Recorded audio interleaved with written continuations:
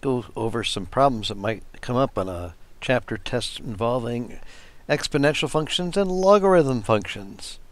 First off, in this family of functions, we should be able to learn how to shift, reflect, and do all those normal things that we do for any function, like this one. This looks like an exponential function. We can tell because of the horizontal asymptote, y equals 4. So it should remind us of our generic exponential function, rather. Usually it's at 0, not at 4, and usually it goes to the point 0, 1. In this case, we have 2, 5. So this means we went up 4, and we shifted over from 0 to 2, so 2 to the right. So all we have to do, the horizontal shifting, we make it so that we subtract 2, and that way what normally happens at 0 happens at 2. And of course, after we do our exponential function, we add 4. Here's a logarithmic function. We can tell because of the vertical asymptote, and it goes to the point 7, 0, rather than normally we have it at 1, 0. Notice there's some mirror reflection too. It goes in the opposite direction, so we have a negative in front of something. So we're mirroring horizontally, and we're shifting over to the right by 8, which means we have to have a negative in front of the x, and we're shifted over to the 8. You can always confirm that by saying, okay, if you put in 7, do we get 0? Well, if we have 8 take away 7, we get log of 1, and of course the exponent gives you 1 is 0. So when we typed in x as 7, we get that exponent 0. Let's see if we can graph one.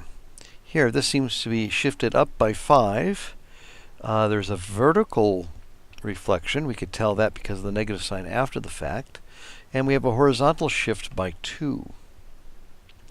So normally we have it here, y equals 0, but that'll be shifted up by 5. And what normally happens at 0 is now going to happen at 2. So that's up 5, right 2, and there's a mirror, so top to bottom mirroring because of this minus sign there. So 0, 1 is going to go to 2, 4.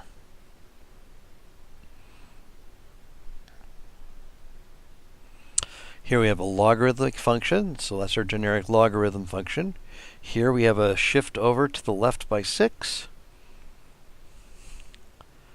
And that's all that's happening. So 1, 0 is usually the point. Now it's going to happen now at 5, 0.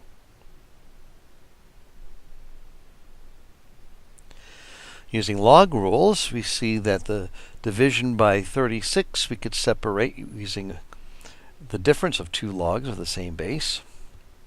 And of course the square root is nothing more than a 1/2 exponent, and we can use our third property of logarithms to put that 1/2 in the front.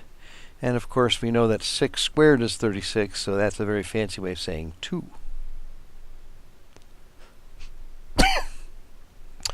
Now going in the opposite direction, the multiplying is going to be the exponent. The subtraction is going to be a division. When we realize we can factor x squared minus 1, we realize there's a common factor, which we can simplify a little bit further. This one we have to be careful because there's two different bases. So just taking individually, log base 5 of 25, well, since 5 squared is 25, that's just another way of saying 2. And of course, using our third property, the power here can be expressed as multiplication here. And since 3 to the 4th is 81, the 2's cancel, and we're just left with that exponent 4, because 3 to the 4th is 81. Here we just basic definition of a logarithm. Log base 7 of x is 3. That is to say, 7 to the 3rd equals x, which is 343. Here we're going to condense, putting this together. Well, there's a couple ways you can do it. You can sort of think of 16 to the 1/2 power is 4, so that's 1/2. And 16 here, well, the square root of 16 is 4, and 4 to the third is 64. So that's going to be 3/2. But another way we can do it is just to use our simple first one by multiplying and making into a single log base 16. And of course, 256 is 16 squared, so the answer is 2. Either way, you just slice and dice it. Here we've got a quadratic equation in 2 to the x. So notice that there's 3 terms, and this middle term of 2 to the x is being squared here. So think of it as a quadratic, where instead of 2 to the x we have u. We can actually rewrite this as u squared minus 8u plus 7 is 0. This factors easily. Now we substitute back u back for 2 to the x. What exponent of 2 gives you 1, so that becomes 0? Well, 2 to the 0 does. And of course, 2 to what exponent gives you 7? Well, that's our definition of log base 2 of 7. Here we can put together these two logs by multiplying it and make it into a single log. Now that it's isolated, we can take 2 to the x to both sides. So we know that to get rid of the log and just get x to the x minus 9, we have to do that to the same on the other side. So that's 2 to the third, which of course is 8. So bringing that over, this doesn't factor easily. So instead, we'll just have to use our quadratic equation. Negative b plus or minus the square root of 113 over 2. But of course, if I were to subtract this, since 113 is larger than 81, I don't want a negative x there because I don't want to take log of a negative. In fact, it has to be bigger than 9. Here we have an investment of $9,000 for 12 years at 4% interest. Quarterly means n times per year is 4. Dropping the numbers in, we get $14,510.03. We do the same thing, but monthly, that n becomes 12. We pop that in, and we get slightly more money. $14,533.06, and of course, compounding continuously, we'd use this other formula, the limit e, and we get ever so subtly more, $14,544.67. Here we have radioactive decay. The half-life here is 5730, so from that clue, we can figure out the rate. So the rate over the time of 5,730 years, we have 1/2 left. So isolating it, we take log to both sides and divide by the 5730. So that's our rate. That's the first half. Now that we know the rate, we can address how long it'll take to get 76%. Again, it's just 100%, and the rate times time is 76%, except now we're going to solve for time because we already know what the rate is from the half-life clue. So we take a log to both sides, multiply both sides by the reciprocal of the rate, and now we can go ahead and use that reciprocal, and that's our answer. We type that into our calculator, and we get about 2,268 3/4 years or so. So that's pretty old. Here we have population growth. We start with 4 bunnies, and the rate is going to be an exponential thing, and in 15 weeks we have 32 bunnies, so we're going to break those clues down to find the rate. So starting at 4, we're going to get 32 after 15 weeks at this rate. Now, to solve for r, we need to isolate the e first. So I'm going to divide both sides by 4. And now we're going to do the inverse function of e, which is the natural log. Do that to both sides. And now we solve for our rate by dividing both sides by 15. That's half the problem. Now that we have the rate, Same thing, except now we're solving for time, unknown time to get an unknown amount. Again, we want to isolate first, so we divide both sides by 4. Now that we have this isolated, we take the log of both sides. We multiply both sides by the reciprocal of the rate, putting that in from our other side, log 8 over 15. 15 over log 8 is the reciprocal. And using a calculator, we work that out to be about 28.2 weeks. So 200 bunnies are going to happen sometime during the 28th, but before the 29th week. We use the Richter scale, common log base 10, and different formulas are used. Our book usually uses our 0 amount as 10 to the 0, although in reality for science this is a function itself based upon how far you were from the epicenter. So let's just take a look. The 2010 earthquake in Chile was 8.8 on the Richter scale. That means R was 8.8 with this unknown power using this 10 to the 0, which means that that power is about 10 to the 8.8. Similarly, a Richter 9 means Y is going to be 10 to the 9th. So if we invent some variable Z or Z, I can multiply that Z to the 8.8 to get to the 10.9 to answer the question about how many times greater the quake was. All I have to do is divide both sides by 10 to the 8.8. Fortunately, this is the same base, so using our basic exponent rules, we can just subtract 8.8 from 9, and we get 10 to the 0.2, which is about 1.58.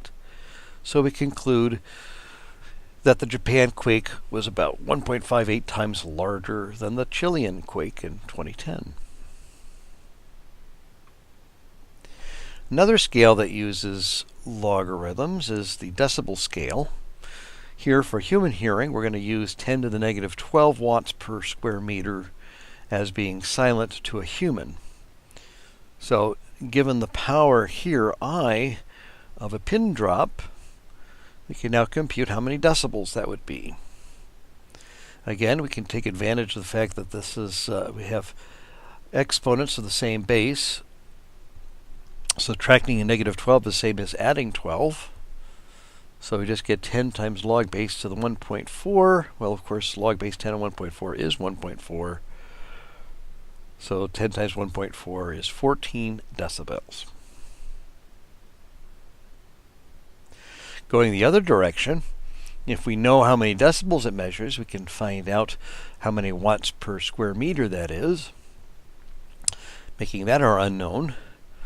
And of course, we want to isolate first. So we want to get rid of that 10 by dividing by that 10.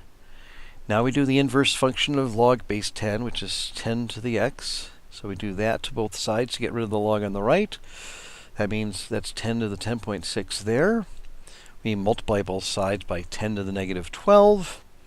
We get our answer of 10 to the negative 1.4, which is about 0.3898 watts per square meter.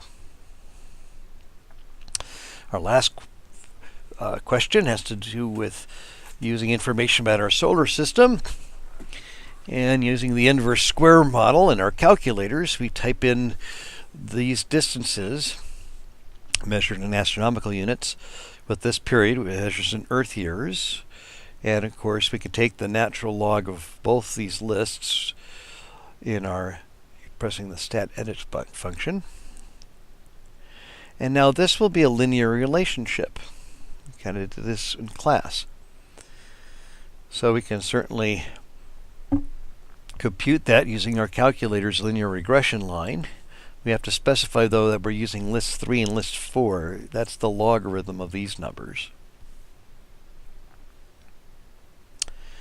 And we get a slope of 1.49 and an intercept of 0.00015. And I don't have to remember that because it's stored under statistics variables. So pressing the var stats and then right arrow to a regression equation, we could type in that equation. And when we turn on a plot of the data, let's turn on our stat plot. Select scatter plot and list out list 3 and list 4. That's where I stored my log x, log y column.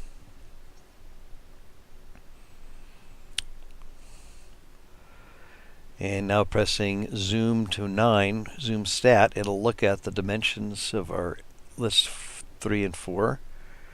And that is the function.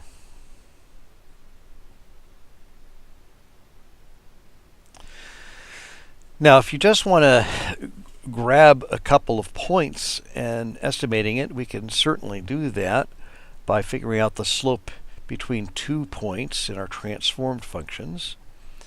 And of course, if I take Mercury, take the log of that 241, and see the difference of the y associated with Saturn, 29, that could be the rise.